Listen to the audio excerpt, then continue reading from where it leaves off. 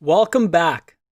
It's time for us to actually deploy our app that we've been working so hard on.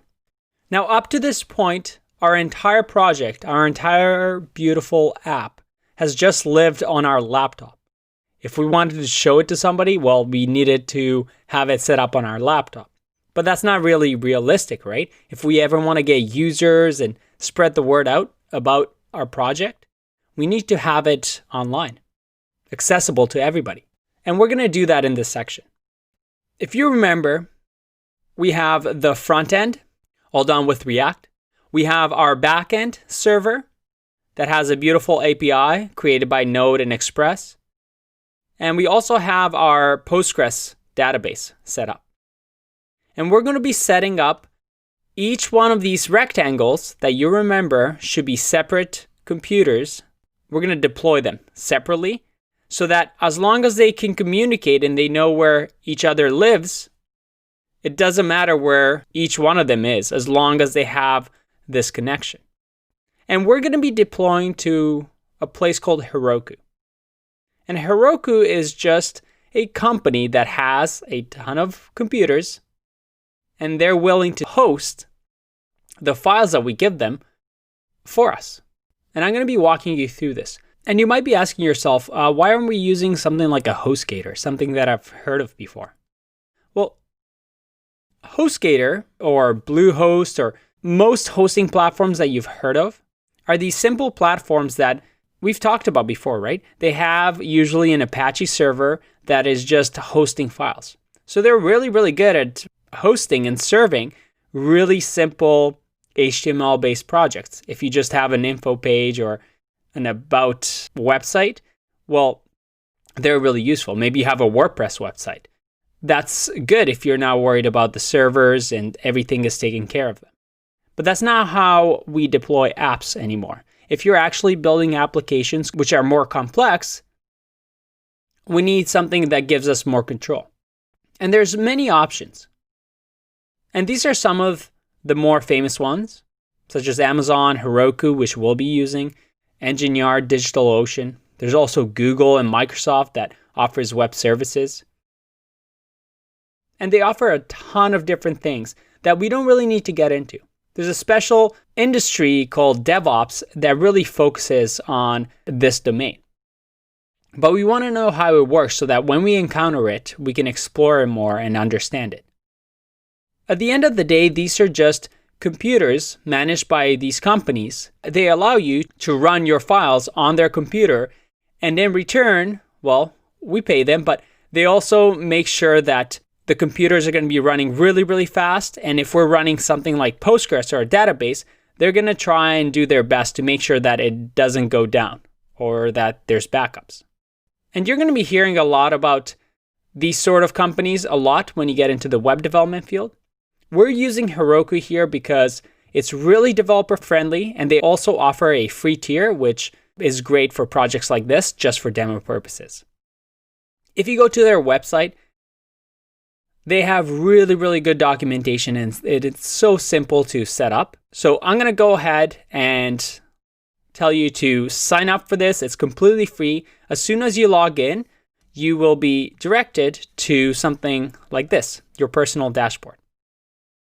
And you can see you can use different languages to deploy. In our case, we're using Node. And we can just click on Node and it will take us to documentation that takes us from zero to getting our app deployed. But you don't need to go through all of this because it's so simple. Let me show you. I'm going to link to all this documentation after this video so you can take a look for yourself, but it's really, really easy. If you go to documentation and deploying with Git, it's as simple as few commands. It tells you that we essentially need two things. One, we need Git, which we already have, and Heroku. So let's talk about our game plan. We're going to be putting our server on Heroku and also our Postgres database on Heroku. And the front end, the React app, we can put it anywhere really, but we can use GitHub Pages that we've used before for background generator project because it's free. Let's look at the API first, because that's the most important one, I think. It's the connector of the two.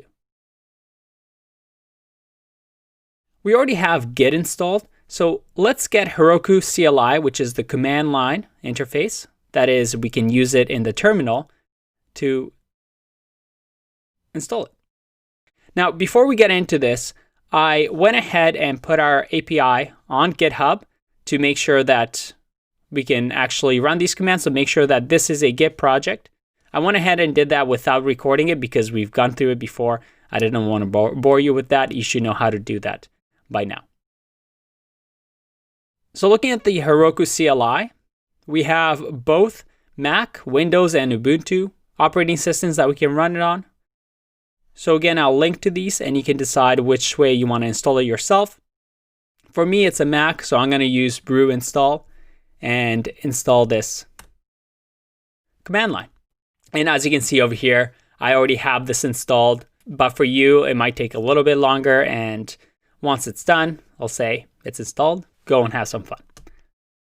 All right, so we have Heroku installed.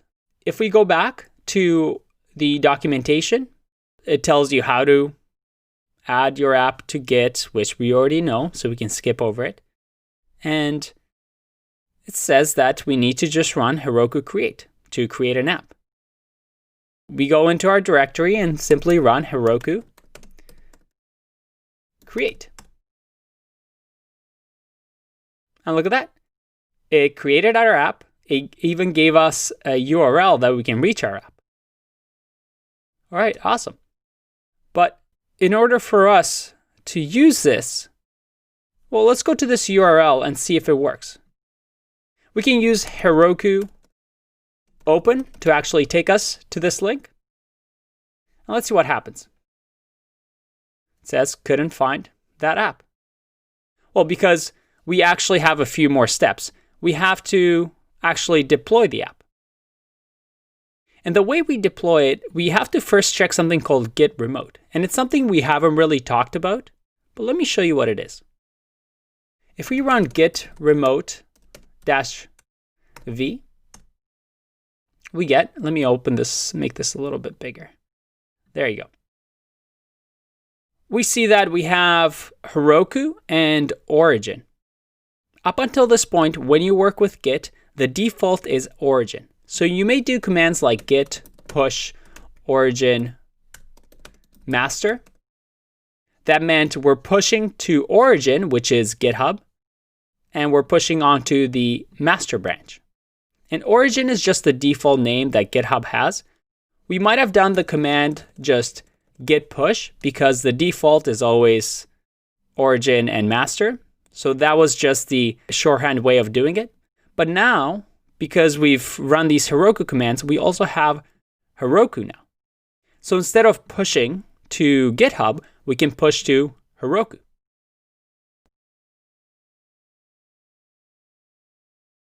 So in our case, if we go to deploy code, we see that we simply run git push Heroku master. Let's do that.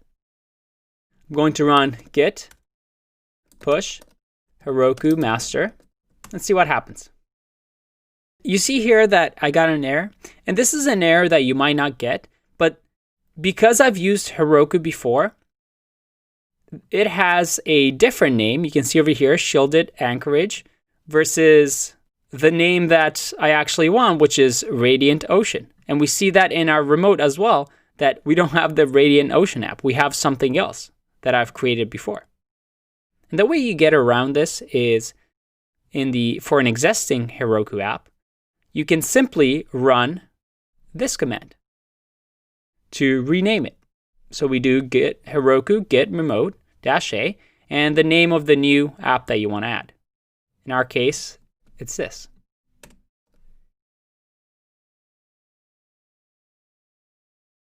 And now if I do git remote -v, all right, I have Radiant Ocean as my app. And don't worry, if this is confusing, it's just a matter of reading documentation. It's very specific to Heroku and something that you'll get used to, but now our app is pointing in the right direction. So let's try that again. We're going to try running git push Heroku master once again. All right, looks like it's running, and you can see over here, we're creating an environment, we're installing a bunch of things, it's installing node modules. So it's running npm install for us and getting everything set up. And it's saying verify and deploy, done. Awesome.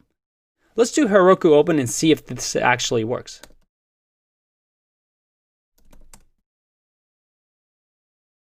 And it's just hanging there. And don't worry, I did this on purpose. The reason it's not working is, instead of me telling you, let's figure out what's actually going on. There's another command that we can use, which is Heroku logs -- tail. And this gives us a log into what's happening in this computer where the server is running. All right, so it looks like everything is running. Node server is listening to port 3000. Oh, we see that we get an error now. So it looks like we're getting a boot timeout. And it's saying web process failed to bind to port. And this is something that you'll read in the README or the documentation of Heroku. What's happening here is that Heroku has its own port that it assigns. And as we've talked about environmental variables before, because we're setting our port to listen to 3000 here, Heroku wants its own port. Doesn't necessarily care about 3000, has its own thing. So the way we get around this is we can use process.env.port. So that if we receive a port from the environment that we're running in this case Heroku, run that. Otherwise, run port 3000. And we can change app is running on port 3000 to something more dynamic, like process.env.port. All right, let's go back and run git push Heroku master. But here's the thing. Because we're going it through Git, we actually have to add these changes to our repo so we're pushing anything. If we run this command just by itself, it'll say everything is up to date because we haven't done the git add, git commit commands. So let's do that. Git add, git commit, adding port, and then we'll do git push Heroku master. I'll run through the commands again. It's redeploying the entire server. And if we go to Heroku open, looks like we're hanging again and we get internal server error. Let's look at the logs. We go again to Heroku logs tail. And this is a little bit tricky. If you scroll up here, we want to go to app. Okay, so Nomon's running. App is running on port 9098. But if you keep going down, after npm start, we get a reference error. Database is not defined. And this is something that I left here on purpose, just to show you how debugging works, where you have to look through the logs. If you remember, we're no longer using the database that we created, the first variable. And because our app, when it first loads, goes through the root route, it's going to run this command and it's going to say, well, database doesn't exist. I don't know what you're talking about. So to fix that, let's just change this to it is working. If we save, and yes, unfortunately, we have to go through our git commands again. We're going to git add, git commit, changing response, and then git push Heroku master. All right, it's running through some magic. And let's do Heroku open.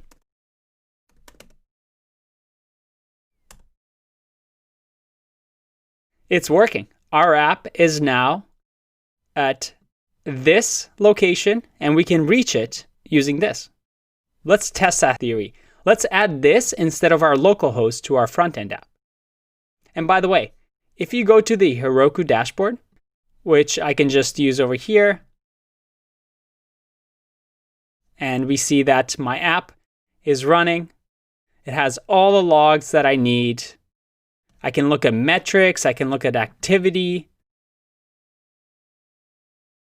You can look at the deployment process and add different things. There's just so much stuff you can do. It's really, really cool. But let's just test our assumption to make sure that our app actually works. I have the SmartBrain application running here. Let's open up app.js. And I make this a little bit smaller so we can see. And where we do our fetches, we're going to change localhost, which is our computer, to the actual endpoint.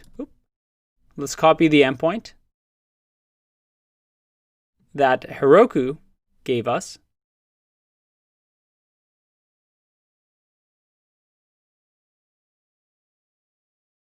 And change it for all the localhost locations.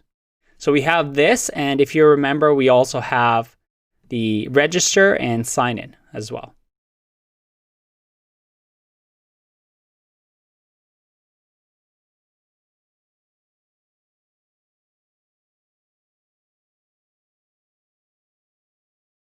Just to confirm with you what we just did, we've essentially just told the front end where these arrows should point, and it should point to the location of the server, which was provided to us by Heroku. All right, so let's give it a try. I'm going to run npm start, and hopefully everything is working as we want it to. If we sign in or just click on sign in, nothing happens, so we need to register somebody. We'll go with Todd at gmail.com. 1, 2, 3. Register. Oh, we get an error. Let's see what we get. If we go to console, server responded with status of 400 bad request. Let's look at the network and see what happens. I click register. And we get unable to register, which is actually a really, really good sign, because that is what we've written. Remember, in our server, we said that when we try to register, if it fails, we want to return unable to register. So it's actually connecting to our front end. That's amazing. But you may notice a problem. That is now the fact that we don't have a database anymore. Because our database in the backend is referencing, if you remember, our localhost. But since this computer now lives somewhere on Heroku, it has no idea. Well, it might know what localhost is, but they definitely don't have a database called SmartBrain, do they? So now let's create a Postgres database on Heroku. But this video is getting already a little bit too long. So that's for the next video. I'll see you in that one. Bye-bye.